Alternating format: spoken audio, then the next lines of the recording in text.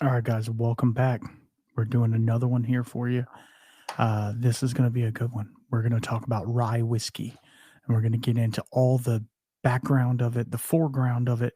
We're going to sip a little rye whiskey. Why not? Let's go.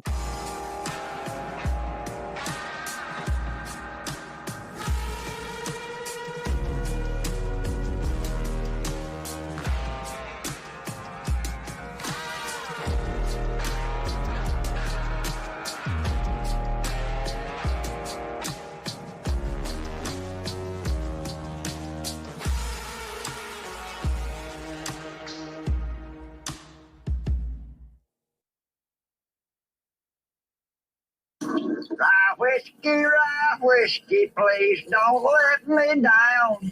I'm gonna take me a drink, then go roam around. Check on my stills and see if they're okay. Rye whiskey, please last all day. I don't want to run out of my rye today.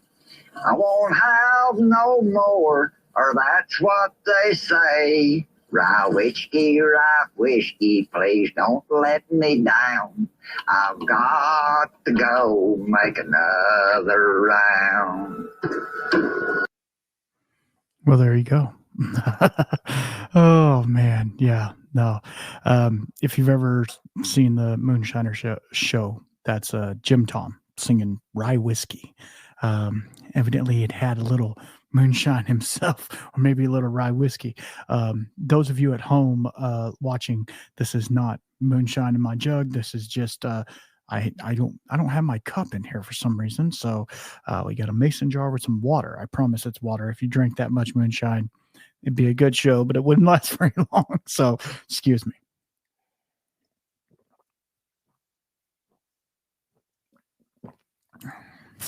Why do I always do that? Why do I always press record and then decide I want to have a drink? You know what I mean? So speaking of drink, let's have a drink. Hold on. Again. All right. So what we are going to get into today, and then we're going to talk about rye whiskey, because why not? We are going to dip into a rye whiskey. This is the Hard Truth Sweet Mash Rye. This is the Barrel Finish Reserve. This is the Double Oaked. This was a 16-barrel batch. It was dumped 524 of 24. 53.45%, 106 proof. So let's get into it. I already did the podcast. You guys already saw the podcast with them and everything. It's just a great rye whiskey. So I thought I would have a little bit of it while we talked about rye whiskey. And why did I want to talk about rye? Well, a couple of reasons, actually. I've really been getting into rye whiskey lately. So that being said, I'm like, okay, rye whiskey has a torrid past, right? A torrid past. I'm trying to, get all conglomerated here. So I have pages and pages of notes that I pulled off of Wikipedia. I asked Chat GPT. I have a book back there with some rye whiskey stuff in it. I wanted to kind of keep it current and keep it, approachable, I guess is the right word. But first, I want to talk about a topic real fast. No, wrong one. Sorry. Wrong one again. Sorry. I need that one. Sorry. I'll figure it out eventually, won't I? Lord. It's the greenish blue button, I guess. Anyway, we're going to talk about some news, and this doesn't have anything to do with rye whiskey, but it has to do with whiskey. So let's get into it. Okay, so I just heard very recently, I'm going to sit back a little bit. I've been smoking a brisket today, so woke up at 4 o'clock in the morning because I want to eat it tonight. I'd like to eat it tonight. It's been on the smoker for 10 hours right now. Anyway.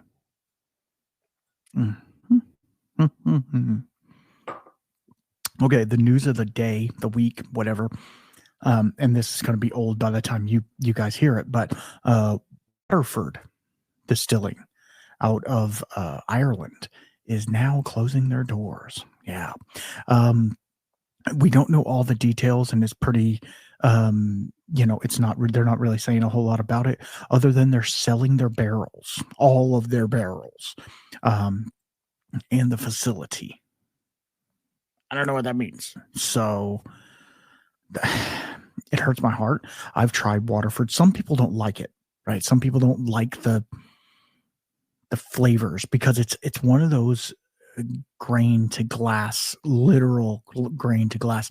They, on the back of the bottle, they tell you the farmer who grew the grain, you know what I mean? And so, yeah, no, it sucks because I don't know if they, if they got bought out. I don't know if they went belly up. I don't know what the deal is. If anybody knows anymore, please let me know in the comments down below, or shoot me a email or something like that. You got, by now you guys should know my email. I just thought that kind of sucks, because they haven't been around for that long. So it just kind of sucks. And they were making some good stuff. It has a strange profile, not gonna lie. But it wasn't bad. Wasn't bad at all. So we are going to have some housekeeping in this episode. I didn't do it in the last one because that was the, holiday gift guide. So, take that for what it is. Let's talk about the history of rye whiskey. Now, a couple of sources. So this is not all the history, right? As we all know, whiskey in general has a history going back a long time. Rye whiskey, especially because it was prolific here in America. Let me just read the thing. Good Lord. The early beginnings. Rye comes to America. In the 1600s, rye grains were brought to North America from European settlers. The grain thrived in the mid-Atlantic colonies, Pennsylvania, Maryland, and Virginia, where the climate was ideal for its cultivation. In the 1700s, German and Dutch immigrants in Pennsylvania began to distill the rye into whiskey. Rye whiskey became a staple in the region, especially around Philadelphia. I don't know if you guys saw it recently. He's been on our podcast as well. JJ Jackson, right? JJ Jackson. He was on Moonshiners. Funny thing is, he lives in Philadelphia, or close to it, and he now has a legal distillery. He just did a podcast with Jesse from Still It. Go check that out. It was really interesting. They had some technical issues, which, it's a podcast. You're going to have technical issues, right? But it was really cool to see an update, because when I talked to him, that was last year. We were going through some stuff.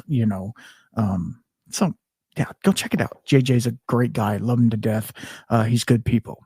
Anyway, he's from Philadelphia, and he's making a rye whiskey as well. So it that's kind of, I was listening to the podcast earlier that kind of got me thinking of rye whiskey, Pennsylvania, blah, blah, blah. You know where it goes. So George Washington's role in 1797, George Washington, blah, blah, blah, I'll get it. I promise. That's the first sip of whiskey I've had, so it ain't that. George Washington. Oh my God! Please stop. I'm going to skip the name. Began producing rye whiskey at Mount Vernon after his presidency. Anyway, he employed James Anderson, a Scottish farm manager, who saw rye whiskey as a profitable. I'm so sorry. A profitable enterprise. Like I said, I've been up since 4:00. By 1799, Mount Vernon was one of the largest distilleries in the country, producing nearly 11,000 gallons of whiskey annually. That's crazy. In the 1800s, rye whiskey became the dominant spirit in the U.S., especially in northeastern states. It was a key ingredient in many of the American cocktails, such as a Manhattan and Old Fashioned. The 1840s and through 60s, Monongahela Valley in the Pennsylvania emerged as the epicenter of rye whiskey production, giving rise to Monongahela rye, a term associated with high-quality rye whiskey. Obviously, during Prohibition, everything was shut down, so we don't talk about that too much. In the 1940s through the 1970s, so we're talking 30 years, rye whiskey fell out of favor with consumers. They were shifting towards lighter whiskeys. Many rye distilleries closed during this period. 1980s and 90s, the small-scale productions Paris, primarily by heritage brands like Old Overholt and Wild Turkey. However, rye whiskey remained a niche product. The modern revival. So, I don't know. Do you enjoy a rye whiskey? I don't know. I do. Let's get into this one. I don't know if we did tasting notes on this one, so I'm going to give you a little bit if you don't mind. This is the Hard Truth, barrel finish, double oaked rye. They do sweet mash, so they don't. I don't know. When we talked to Brian, he gave us a lot of good points on sweet mash. Everybody that I know has always done sour mash, right? Sour mash is the way to go, but that sweet mash, man, there's something about it. It makes it sweet. It makes it sweeter, I think. I don't know. I didn't even know that. I just went in on the taste. I'm sorry. So on the nose, it's not your normal rye. It's not your baking spice. It's not your, what is it? It's almost maple syrup. No, it's not finished in a maple syrup barrel or nothing like that. And it's vanilla sugars and stuff like that. It's all the whiskey notes, right? Obviously, I'm trying to pick other things out. And then there's like a leather, but it's like burnt leather. It's not a bad note, but it's like a leathery note. Very worn leather, old dusty books, maybe. All right, let's get in on the taste.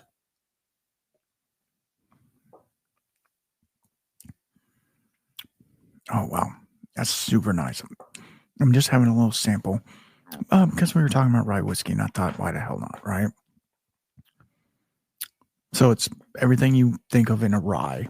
It's not mint. It's not dill. It's just a little bit of prickle on the tongue, maybe some allspice.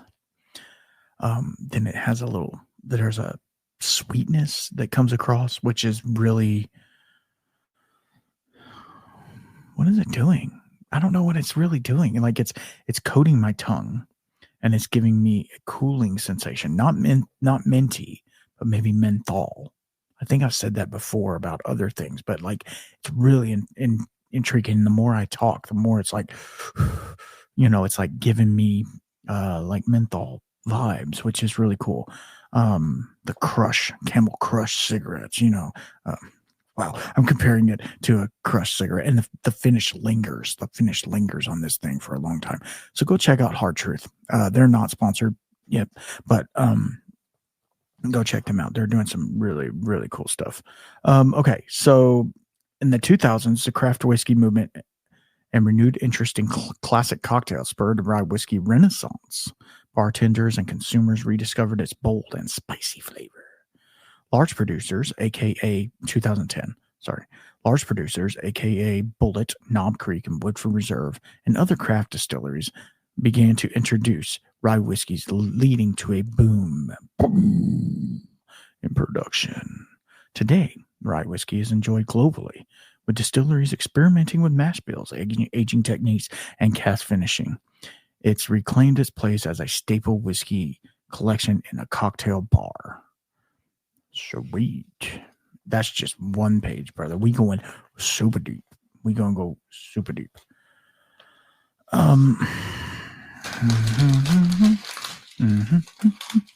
A lot of this is like the same thing over again. You know what I'm saying? Like the 1600s, blah blah blah. So I'm gonna try and like get through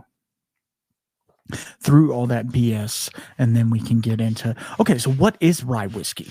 Let's go there. Okay, If for those of you who don't know, so rye whiskey is just that. It is like bourbon, right? So bourbon, in order for it to be bourbon, it has to be 51% corn, right? 51% corn in its mash bill or recipe, whereas rye whiskey has to be at least 51% rye. Now, the delineation of rye does not mean it has to be in new oak. It just has to be in wood. So it can be in used oak, it can be finished, it can be all of those things. It's not as strict as bourbon. Bourbon, on the other hand, has very strict guidelines. It has to be New American charred oak, blah, blah, blah, blah, blah, blah, blah, all the things, right? We've learned about bourbon. We did 3 or 4 episodes on bourbon. I'm trying to do one on rye now. So rye whiskeys, and there's different types of rye, right? Like, hey, we're talking about the Monongahela rye. There's the Red Fife. There's a Bruzy. There's, what is some of the, anyway, it doesn't matter. It's just different varietals of rye. And you can either malt them. And if you malt the rye, it gives a different flavor profile. I just picked up the, been out for a while. It's been out for a while, but I just picked up the New Riff malted rye whiskey. I'm excited to get into it. I haven't got into it yet. I should have opened it for this, but I totally forgot. Sorry. So malted rye gives like a different profile, whereas some of the other ryes are even more different. And when we talk to Herman over at Dad's Hat, their ryes are way different.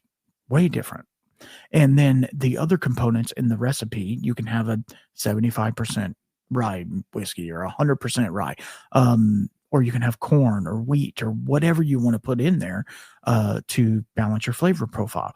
Here's the issue with rye whiskey from all of the distillers that I've talked to, and as you well know, it's been a few.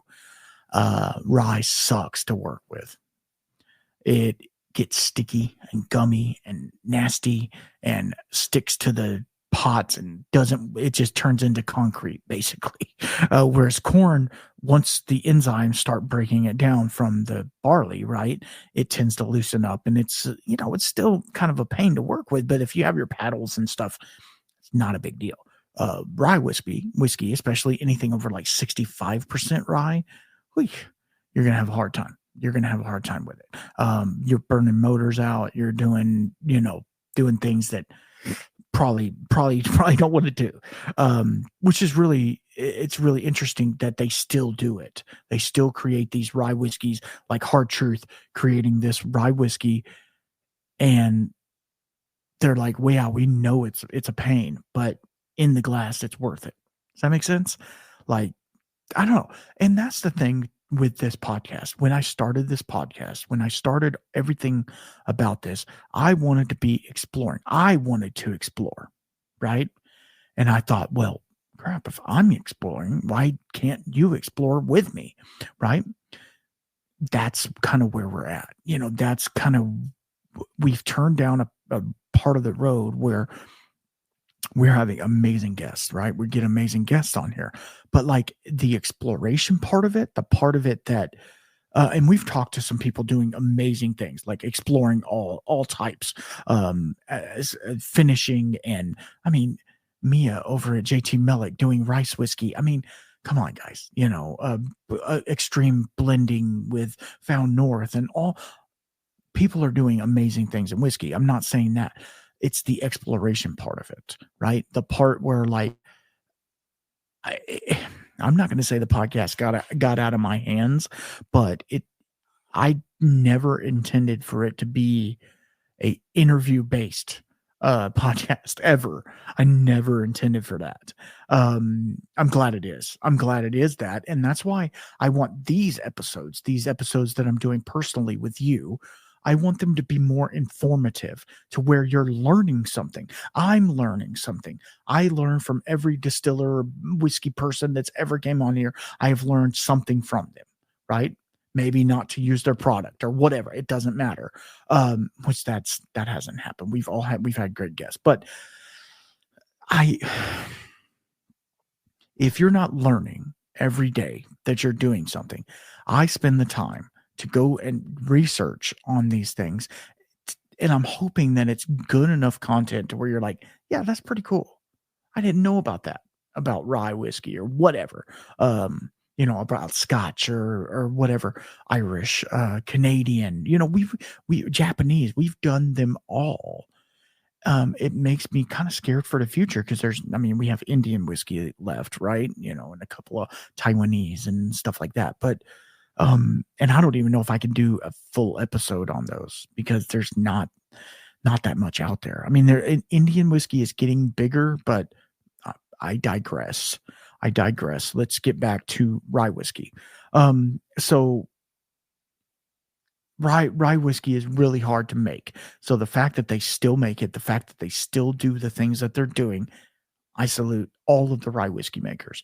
I don't care if you are a mom and pop, 200-gallon pot guy, or if you are a huge commercial distillery knocking some rye whiskey out. I salute you because it is not easy. I know my buddy, speaking of Jesse with Stilled, he's a home distiller who lives in New Zealand, right? Go check his channel out. He does really amazing stuff, especially around the holidays. He does really cool cocktails, and he just did Jello shots with a liquid center and stuff. Anyway, super cool guy. He doesn't need my help. He has plenty of followers.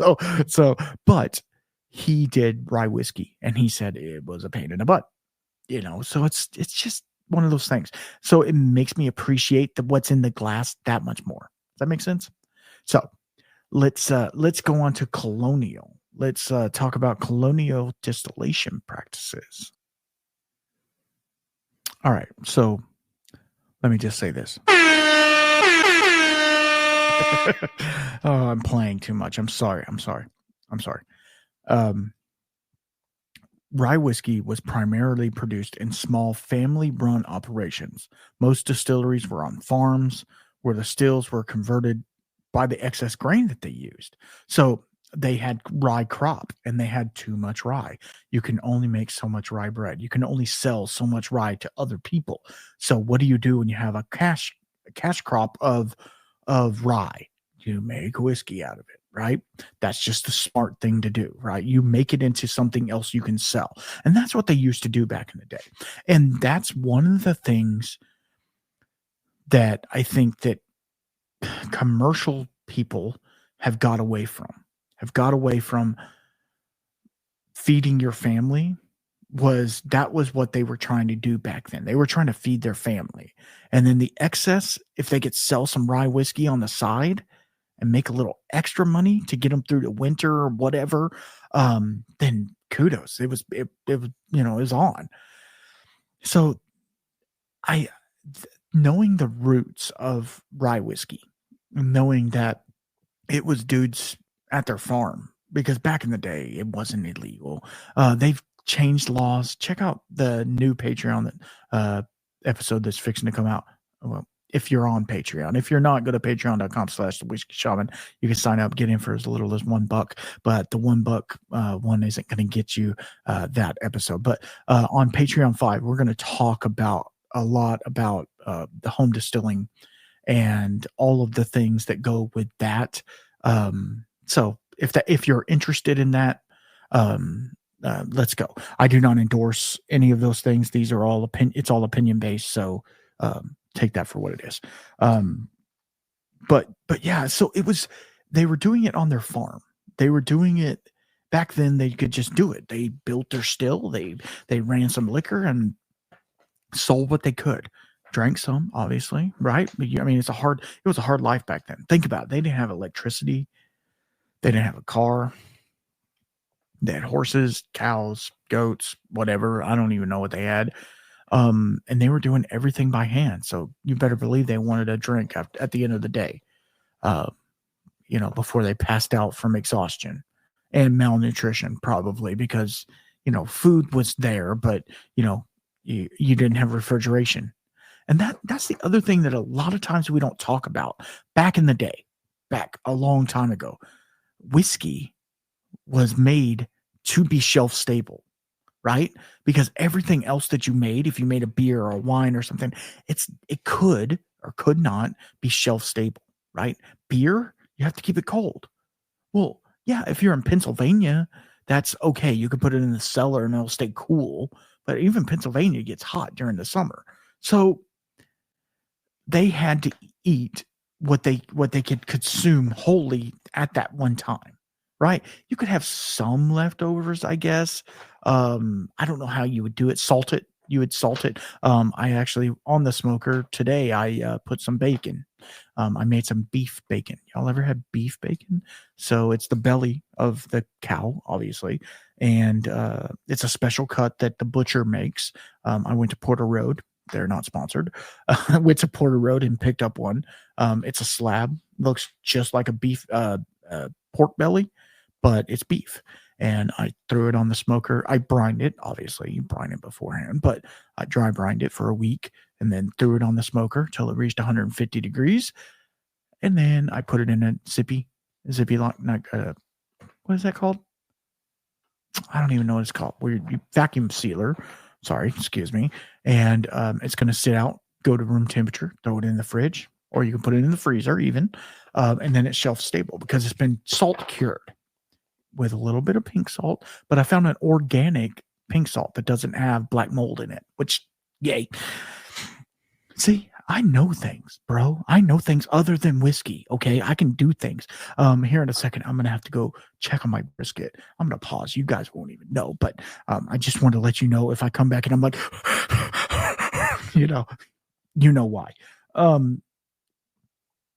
So yeah, so it was really cool. They were making what they had with what they had. You know what I mean?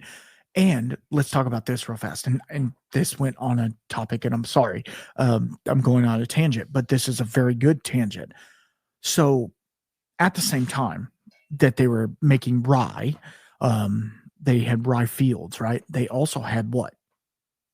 Orchards, right? With apples or plums or pears or whatever. Well, they came to fruit at the same time. And I saw this quote the other day, and I thought it was really, it hit me hard. It hit me hard. This will get into the spiritual side of it if you want to go there. And we're not going to cry, I promise.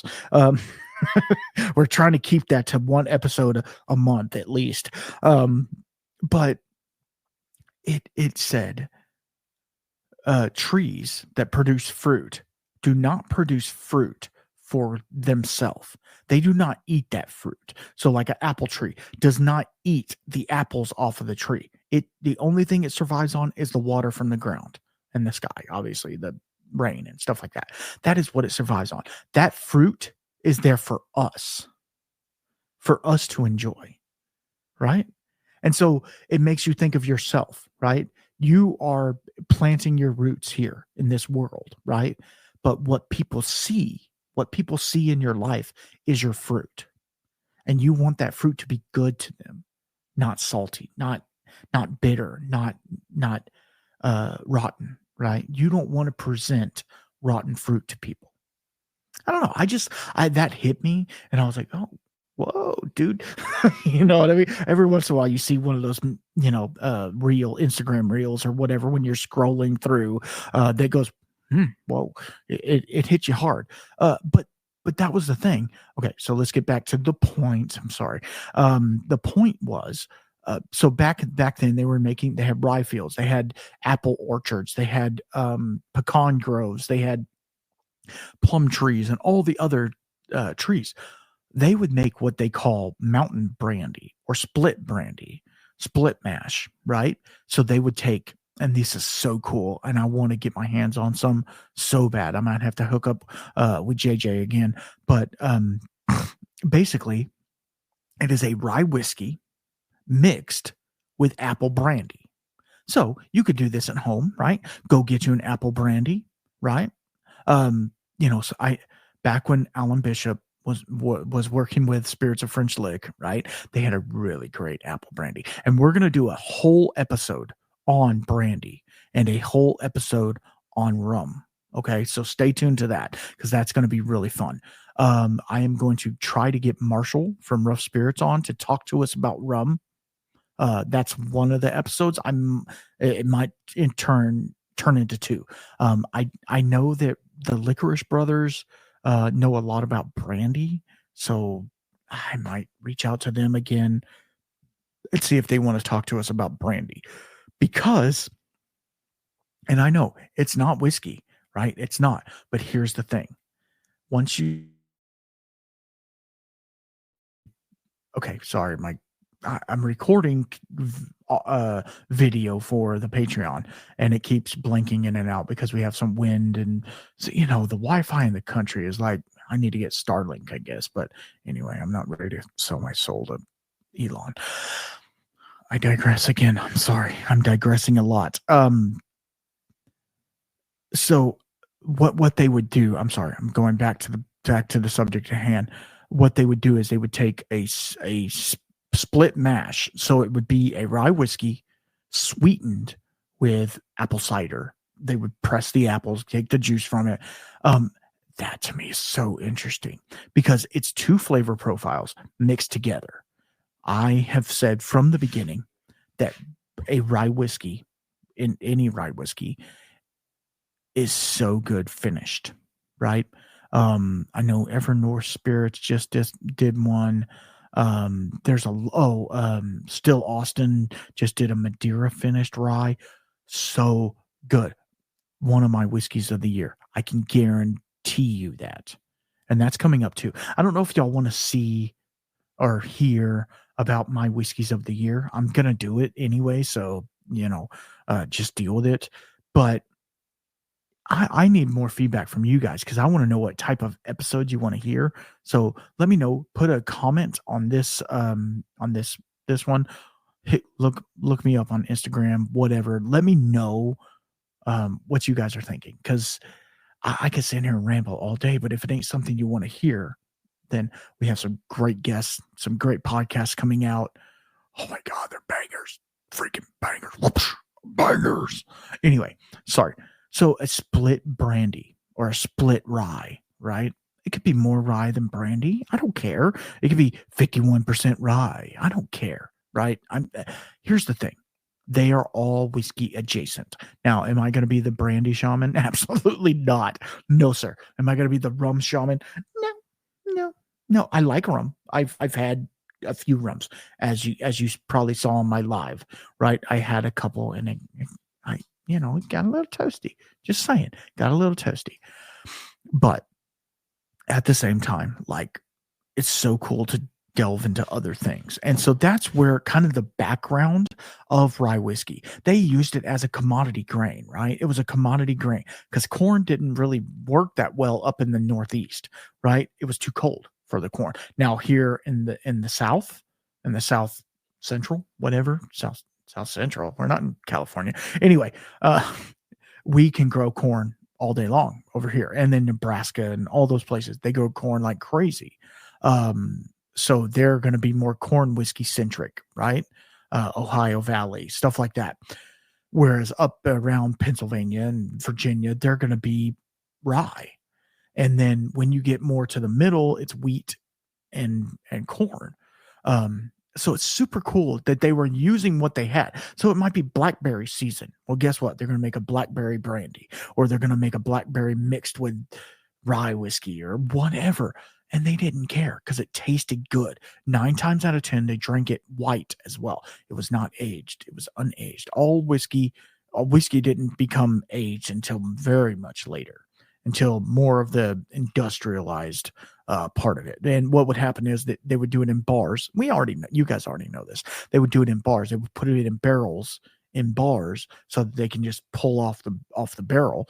Well, what they found out is if nobody drank from that after 6-8 months, oh wait, it changed the whiskey and it colored the whiskey and it made it better. In some cases, there's some white whiskeys that are freaking amazing. But I will say there's something to a barrel. There's something to the nuance of charred oak with ethanol. I don't know what it is. It doesn't have to be new charred oak. It can be used. It can be twice used, 3 times used, sherry finished. I don't care. There's something about it because I've tried new make from multiple distilleries, right? I've got samples of new make. I've got some of JJ's Clear Spirit back there. It's really good, but there's something about the sweetness and the tannic level of putting it on oak. To me, this is a personal preference that just makes it sing. And that's all I'm going to say. So I'm going to go check the fire real fast. I love that. I'm sorry. Okay, we're back. It's we're almost done. We're almost done with the brisky. He's wrapped. He's ready. He's at like 188, 190 in places. So we're getting so close. It's been on for, good Lord, it's been on for almost 11 hours. Yeah. Anyway, so this is exciting. Exciting stuff. So to help pay off the Revolutionary War debts, the federal government, led by Alexander Hamilton, I'm sorry, my kids are obsessed with the play Hamilton. Anyway, they imposed a tax on distilled spirit called the whiskey tax. What else would it be called? And it was deeply unpopular in Pennsylvania, where rye whiskey production was widespread. In 1794, the Whiskey Rebellion erupted, and farmers and distillers protested the tax, arguing it's unfair targeting a small producer. George Washington, as president, personally led federal troops to suppress the rebellion, reinforcing federal authority. Despite this, many small distilleries still either relocated westward to Kentucky or Ohio, or continued illicit production, which, man, yeah. There's a whole podcast just in that, isn't there? This talks about Monongahela, but we're going to get into I have a whole write-up on Monongahela. So we're going to get into that. So I have these new headphones. I don't know if you can see them, but they're fancy. They're fancy headphones. I mean, and I want to thank the Patreon, obviously, the patreon.com/the whiskey shaman, for helping me out monetarily, because it helps to get me the things that I need to produce a better podcast for you. And I appreciate especially the ones that have been there for a while from the beginning, like Psych Man and Zach and Scott. You know, those guys, my top tier guys, dude, they're dropping bank. They're dropping bank so that they can see me produce better. And I can't thank them enough for that. But I appreciate all of you. We got a couple of new ones. We got Doc and Tom. Doc from Old Fashioned Ways and Tom from Bourbon Jerk. They helping me out. You know, they're my buddies. And I appreciate them. I appreciate them so much. But you know, I love Miss D and I love Dylan. You know what I mean? They're just amazing people that I get to hang out with, which is super cool. It's super cool. And I will be doing, this will come out in 2 weeks. So I'm thinking in my head, sorry. I am doing a Patreon samples for you guys. It's going to be some hard truth. It's going to have some of the next podcast that's coming out that y'all are going to love. Oh, well, this will be on after that. So it'll have some compass box in it. It'll be amazing. And you guys drink them. Merry Christmas. Drink them. Enjoy them. Love you guys. But also this leads me into not that one, this one. Oh my God. I'm such an idiot. I'm sorry. I've been working on it and it's not really doing it for me. I apologize. Oh, Lord. Okay. Let's talk about our sponsor. Our sponsor for this episode is none other than Hinterhouse Distilling. So Hinterhouse, they're out of Arnold, California, right? They are doing small batch distillation of, they love to discover single malts, right? They're doing single malts. They're doing bourbons. They're doing, they just, as of Black Friday, which this will be way after Black Friday, but as of Black Friday, they released their Warming Hut, which is a holiday spirit. If you're into those, it is so good. I got a sample of it before it came out, and you've already heard about this, but it is so good. Like it, yeah, I just want to drink it all the time. It's pretty awesome. I haven't tried it on an ice ball yet, but you never know. So go to hinterhofdistilling.com and go pick up a bottle. They have pretty good distribution, and go check out the podcast that I did with Nate over there. He has the same last name as my first name, so that's kind of cool. I don't know. It doesn't really mean anything, but I just thought it was cool. Nate was a great guy. His son is working for the distillery, and it's a family thing. And at this podcast, we like to support families, and because guess what? Those families are in turn supporting us. And I cannot thank Nate and Hinterhouse Distilling for enough. I can't thank them enough for supporting me and helping me. And I told you guys are going to be sick of me talking about you. I told you that was going to happen, and we're just getting started. So y'all are going to have to live with this for a little bit longer, but that's okay. And also, it is Christmas, so think about getting a Bad Motivator barrel. Yeah, badmotivatorbarrel.com. There's a there's a pinned link down below. Just look, please. I spend a lot of time on my description. Please look at it. Go and pick up a barrel. They're having Black Friday sales. I don't know how long they're having them for. Go get you one. They have used oak. They're doing a cherry wood experiment. I've heard of pecan. Anyway, I digress again. No, they are doing some amazing stuff, and Christopher over there has taken up those reins, and he is hauling ass with them. Okay, he's doing amazing things, so please go support him.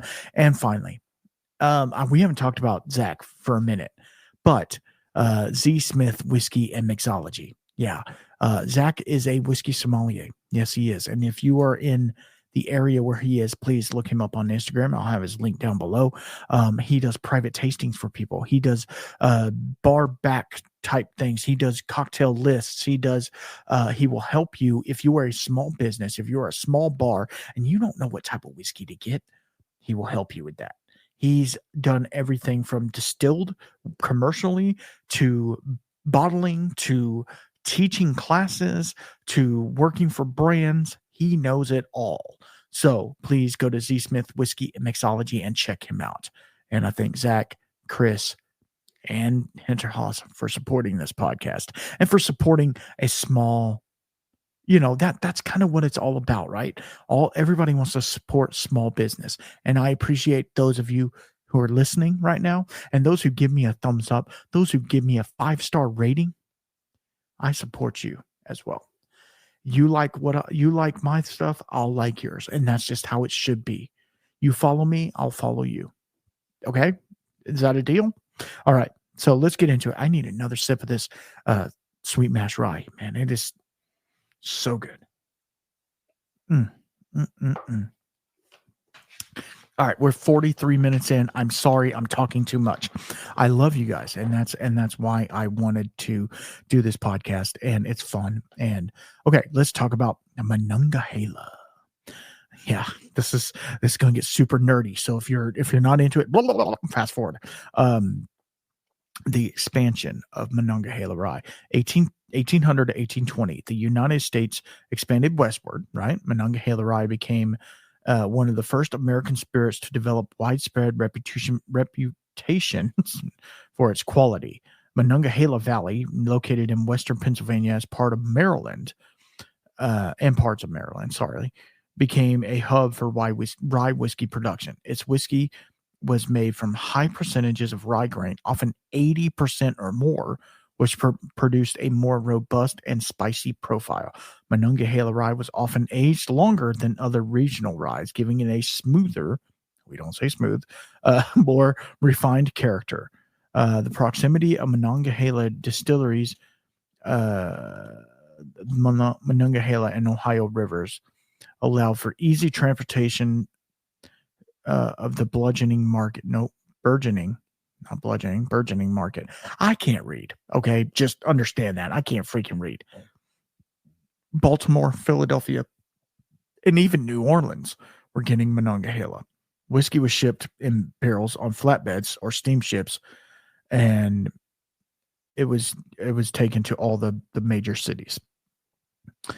As settlers moved westward, the whiskey remained a staple of the frontier lifestyle. Rye whiskey, in particular, was favored in the region.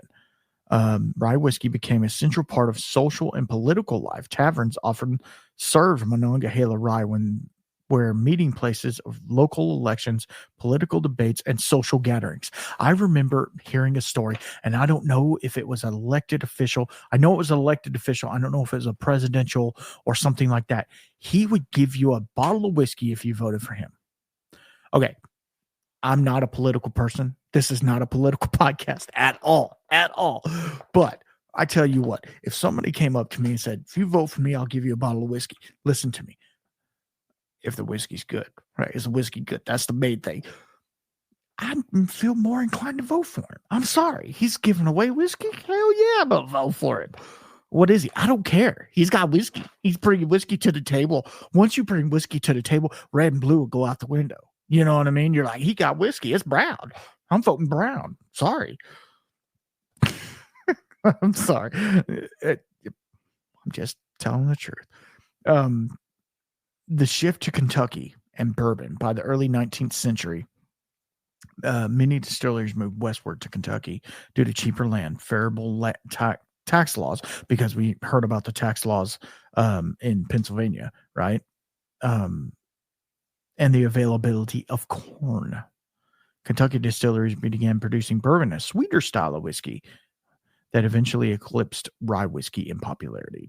Despite the shift, Monongahela rye retained a loyal following by the mid-Atlantic and northeastern people, which is, it's so weird how whiskey is regional, right? Let's think about this. Think about this for a second. And I know we're talking about rye whiskey, but if Scotland had never said, hey, let's ship our whiskey to America, I wouldn't be sitting here doing this podcast right now. I'm just saying, I would not have got into whiskey so much that I'm like, I need to tell people about this, right? It would have just been bourbon over here. We would have had our thing. They would have had their thing. If we could not ship overseas, right? We couldn't do it. Let's say that was a law. You cannot ship overseas. We would have our bourbon and our rye whiskey and our whatever, maybe even American single malt, which is, I'm not going to say it's not close to Scotch, right? It is very close. And I love American single malt, and I will die on that hill. But do you get what I'm saying? But like if Scotch could not come to America, it's basically the same thing with this. Like the Northeast had rye whiskey. Well, Kentucky had corn, and so they made bourbon. So they were like, we don't want rye whiskey. We want bourbon. So everybody's flavor profile changed in that region. But then in the Northeast, they were still like, no, we like rye whiskey. What are you talking about? It's really crazy how regionally, like, think about this. You go to Mexico, what is the number one spirit? Right. It's tequila. Actually, it's mezcal, but it's tequila because that's their native spirit. In America, the number one spirit, I think, is vodka. Anyway, but it doesn't matter. It might be whiskey at this point. Whiskey is booming right now, which I'm glad. I'm on that train, so I'm glad that that's happening. But at the same time, it's like, yeah, there's so many distilleries coming out right now, which I love. I love that because I need to talk to them and we need to have a conversation and all the things.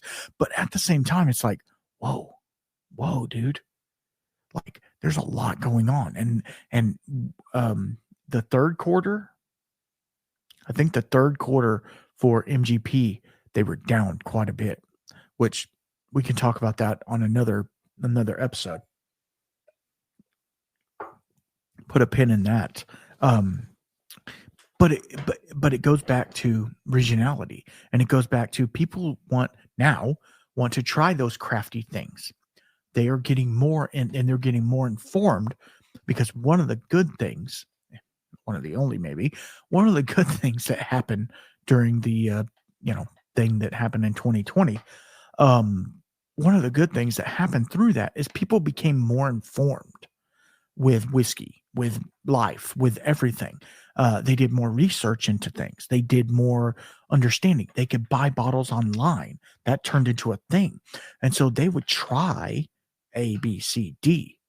Instead of just saying, I'm going to go buy my Jack Daniels, they would buy, oh, what's this? I'm going to try this one because of somebody's request. I'm sorry, my wife texted me right in the middle of recording. Like what is it? She's not here right now. So anyway, let's move on. The golden age of rye whiskey. Let's talk about that. The mid 19th century. And I feel, and we'll talk about this in a second. I'm not going to keep you all day. Normally I'm fighting for words, and now I've got pages left over. So there might be a rye whiskey part 2. Why not? We could talk about rye whiskey cocktails. Well, that'd be the only thing. So let's just run this. We'll just run this one. How about that?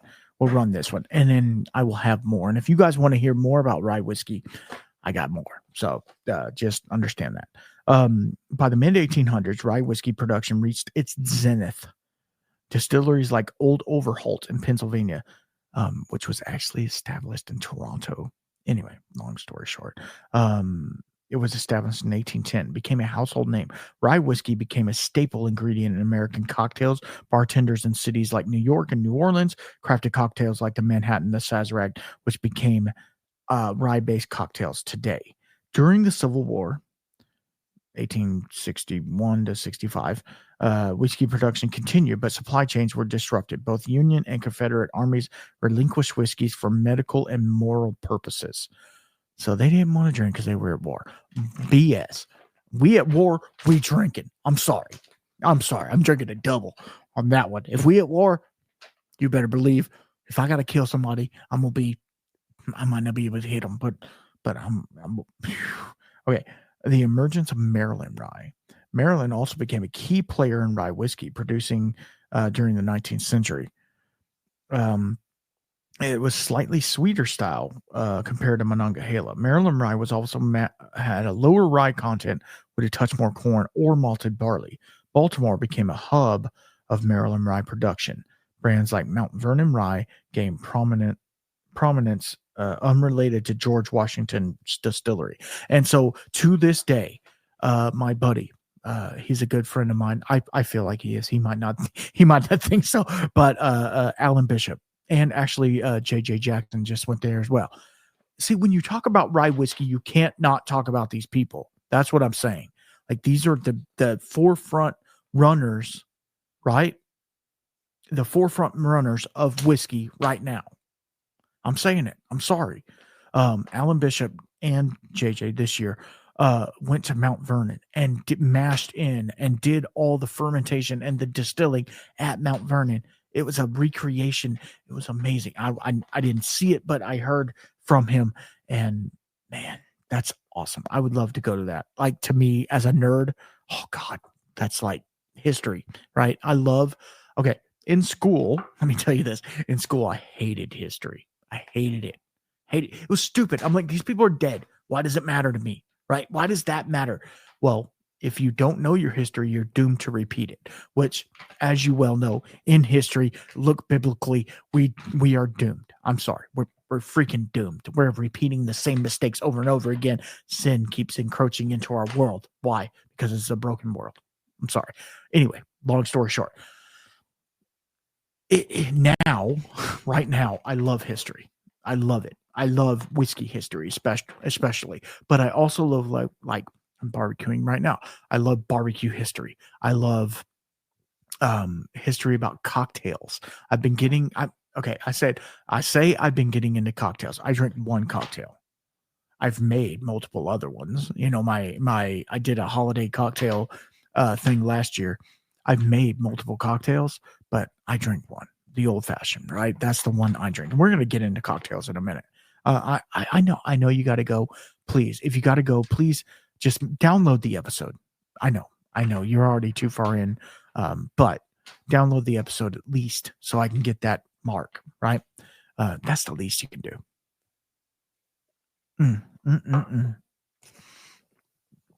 Okay, so so larger distilleries came in And they were like, no, we're making commodity rye whiskey, right? 51% rye, 49% corn, which it has its place, right? Prohibition came in and they were like, no. Temperance movement, which there's another one coming up. But anyway, rye whiskey's reputation was cemented during the 19th century through the success of the Monongahela rye. The rise of urban cocktails helped. Pennsylvania and Maryland were the epicenter of rye production, even though Kentucky was signaling the beginnings of style. So that to me is super cool. They were still doing what they were doing, even though bourbon was like popping off, right? They were like, man, I don't care about you. All right, let's get into cocktails. Yeah, let's get into cocktails. Let's do this one. God dang it. I'm so sorry. It's this one. You know, do I edit that out? I don't, because I'm not going to, because here's the thing. This is real life. This is real life that's happening right now. So I appreciate y'all being here. And if you stuck on for 56, well, it might be edited a little bit, but 50 something minutes in, I do edit a little bit. I don't edit most of it, right? Because for one, here's the one reason, I don't care. You think I'm a goofball? You think I'm stupid? You think I don't know what the hell I'm talking about? That's fine. That's fine. Please, any of these things, and I'm sorry, this is a little soapbox, but this has to happen. Any of the things that I talk about, and you think I'm wrong, please come to me with supporting fact, and I will, on air, say, I apologize to X because of the comment that I said about X, right? And if you don't care, that's fine. But like, here's the deal. It's my show. No, I'm not going to be a dick like that. I'm sorry. But I am giving you the information that's given to me. I look for it. I read it. I do at least 4 sources, 4 to 5, depending upon the research, 4 to 5 sources for each page that I do. And if all of them are saying the same thing, that is what is written down. Does that make sense? So I'm not saying I'm the end all be all of information about rye whiskey. I'm not. There's so many other people that know way more than me. Go talk to them, please. Please do. And then tell them that I need to talk to them as well, because I want to learn more. This is all about us learning, me and you, learning a little bit. If you could take a nugget out of this, because I did already, if you take a nugget out of this, that I did my job for the day. Okay. So let's talk about cocktail culture. Let's go. Old Overholt. Iconic rye whiskey. Sorry. Old Overholt. Which is so weird. I have the picture of Old Overholt from Ontario, Canada. I have it. I have that picture. It's in a book that I got from Richard, Whiskey Provisioner, right? I got it from him, and it literally says Ontario, Canada. So Canada, as you well know, has been making rye whiskey forever, since probably before we were making rye whiskey. And so I think what they did is they sourced some Canadian but I'm not saying they're not making their stuff now. Obviously they are. But anyway, we're going to move on. Mount Vernon, Maryland, Rittenhouse Rye. You guys have heard of that. They had a little thing, but it's fine. Pikesville Rye, which Pikesville is still a rye I have not had. It's a 51% rye, so it's not going to be as spicy as, say, even this one. They were in Baltimore, so they're also owned by Heaven Hill now. So let's talk about cocktails, right? Let's talk about a rye cocktail. I love rye whiskey in cocktails, right? I like the spiciness of it with the sweetness and a little bit of acidity. It's amazing. Rye whiskey cocktails, they went into the taverns and urban bars where it became a key ingredient to America's first cocktails. Rye's bold and spicy flavors made ideal for mixed drinks, balancing with sweetness of sugar and vermouth. It's exactly what I said. Didn't I just say that? Oh, God. Here's the classic cocktails. Are you ready? You guys already know these. The Manhattan. Yeah. It was invented in the early 1880s at a Manhattan club in New York. Ingredients: rye whiskey, sweet vermouth, and Angostura bitters. I need to do that. I need to make Manhattans. It's served in a coupe, though. I don't like drinking out of a coupe because I got these grubby hands, these grubby mitts. I need a rocks glass, right? A coupe, you know what that's made after, right? Anyway, we'll talk about that one later. Not that I don't have soft hands for certain. Anyway, sorry. If your kids are listening, I'm sorry.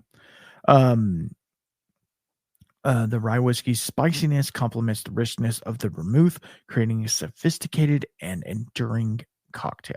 We don't use enduring enough, right? It's an endurance race, right? That's awesome. Number 2, the Sazerac.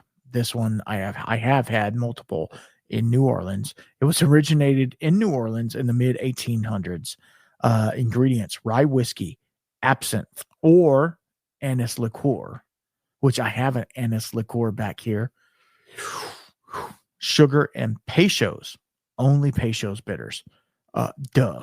Yeah, that sounds awesome. Originally made with French brandy, rye whiskey became a preferred spirit, adding depth and character. There we go. See what I'm saying? Okay, this is coming full circle, isn't it? It's coming full circle. Brandy, rye whiskey, rum, bourbon, right? Man, I hate being right all the time. No, I'm joking. And number 3. Did you hear that? I'm sorry. The old fashioned. Yep. Popularized in the 1860s and 1870s, and we still drinking it today. Ingredients: rye whiskey, sugar, bitters, and a citrus twist. Have I told you my old fashioned? If I have, I'm sorry, I'm going to tell you again. You take okay, here's my sugar is honey, because I can't have white sugar, right? Cancer, whatever, it's fine. Look it up. You'll know what I'm talking about. Either honey or maple syrup. Either one of those, as long as they're natural, right? A little bit of honey. I get hot water.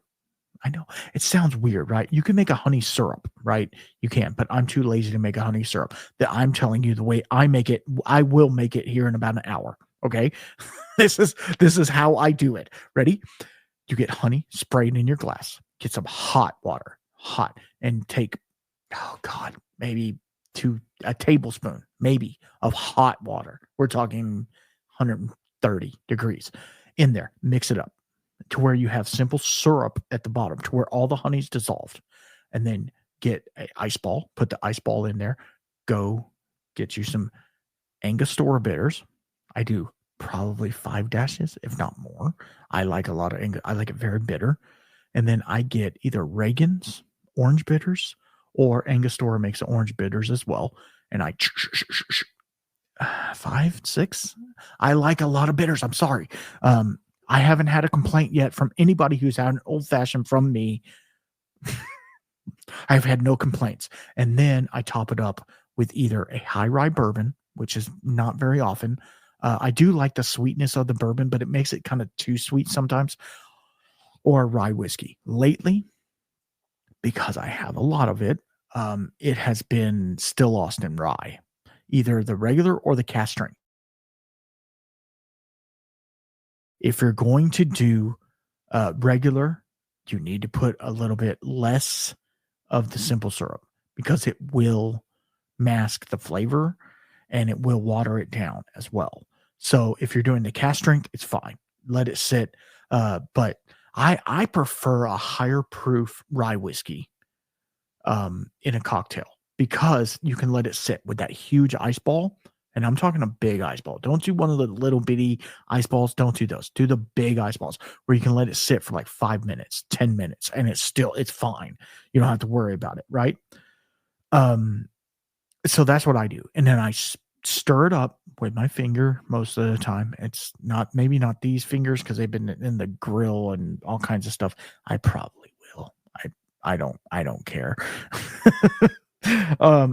Rye whiskey's robust profile makes it a perfect base for simple yet elegant cocktails. Bartenders like Jerry Thomas, the father of American mixology, championed rye whiskey in his influential book on how to mix drinks in 1862, spreading its popularity in the cocktail world. Rye whiskey became a symbol of sophisticated American palates enjoyed by politicians, industrialists, and artists just like you. I love that. I love that. So the temperance movement, obviously, we know all about. By the late 1800s, they gained popularity, so there was opportunities for you to get rye whiskeys in your market. Let's talk about. Then bourbon came in. Rye whiskey faced growing competition from bourbon and blended spirits, along with the increased pressure of the temperance movement. So here's the deal. The temperance movement is a thing. And here's the deal. Again, I'm sorry. Not everybody likes liquor, and I understand that. And if you take it to extreme, yes, it's a bad thing. Anything is a bad thing. Too much of anything is bad. But let me tell you this. I've been drinking whiskey for a long time, right? And I'm not going to lie, there's been a couple of times where I'm like, oh shit, I need to calm down. And I do. And then you just calm down, right? So once it becomes a crutch, or once it's something that you need all the time, right? Then maybe you have an issue. But like the temperance movement is basically saying, just because there's whiskey, that doesn't mean you need to drink it. Okay, that's true. You don't need to drink all the time. You don't need to. No. But here's the deal. I hate to use this as the crutch, I guess, or as a delineation of it, but like I do what I do daily to be able to be a grown adult, to be able to enjoy a whiskey after a long day. It helps me relax. I have severe ADHD. I don't know if you've noticed that. I have severe ADHD, so it helps calm me down. It calms my mind, right? I use it not as a sedative because I'm not trying to sedate myself from anything. I use it as, like, some people have a glass of wine, right? Alcohol is alcohol. It doesn't matter. But, like, people have a preconceived notion about whiskey, rye whiskey, right? They have a preconceived notion that, like, you're a drunk. You're a drunk because you drink whiskey. You know, here's the deal. I have a lot of bottles. They're not out right now because my shelves still aren't done. Well, by the time you hear this, they will be done. I hope. Good Lord. I have a lot of bottles and a lot of open bottles. What I don't have is no bottles, because if I was drinking through them so fast, I wouldn't have any bottles. I've had this bottle of whiskey. You can't see it because you're not on Patreon, but it's 3/4, if not a little bit more. I have sampled this out, had a couple samples, made an old fashioned with it, all the things, for about 3 months. Yeah, since maybe July. Right? I don't know. Say what you will. I don't care, but we're moving forward. We're moving forward and upward. So I want to thank you all. Rye whiskey is amazing. I love it. I've been getting into it more and more. Thomas H. Handy, all of the things. I love them all, right? I love the commercial stuff. I love the craft stuff. I got a Driftless Glen single barrel rye whiskey. It's so good. It's amazing. I almost brought it down, but it was upstairs still. Anyway, long story. This one was on the shelf. And so I grabbed it because, they just recently came on the podcast. So doing amazing things. I'm so glad you're here. I can't thank you guys enough for hanging out with me. Please, thank you to all of the sponsors. Please go check them out. Please, if you want to support me any other way, a simple like on this, a 5-star review, a share. If you want to share this with somebody, hey, you want to get into rye whiskey, you need to listen to this podcast, right? Help me to help you. I want to create better content, so I need your help. And for those of you who are already Patreon and those of you who already support, I can't thank you enough. And those of you who have given a comment and a like and a subscribe and all of the things, I love you. And I can't thank you enough for your support through the year. It's been over a year. We're almost to 100 episodes. I'm going to do a big a live stream at 100. We're getting close, brother. We're getting real close. Hopefully by the end of the year, I can get to the 100. I'm gonna work for it. I might do a special episode or I've been talking to somebody about doing a special release episode. So anyway, long story short, I love you all. Y'all be good. Drink water, please. And until next time, you know what to do. Keep your spirits up. Rye day.